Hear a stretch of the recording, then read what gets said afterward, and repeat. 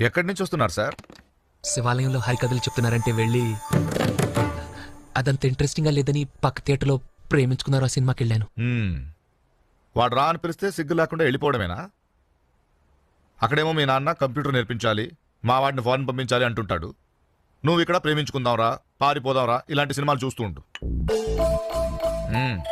ఇంతకీ ఏమొచ్చు మనకి? ఈతొచ్చు సార్. ఆ? ఈత సార్, స్విమ్మింగ్. అది కాక మ్యూజిక్ అంటే ఇంట్రెస్ట్ సార్. మ్యూజికా? హార్మోనియం మృదంగం వాయిస్తారండి. ఇక్కడ కానీ తెచ్చావా? లేదు సార్. థ్యాంక్స్. ఇంకా బొమ్మలేస్తానండి. ఎక్కడ? రోడ్ల మీద, బోర్డుల మీద? పేపర్ మీదండి. బ్రతకడానికి ఏం వచ్చు అని అడుగుతున్నాను.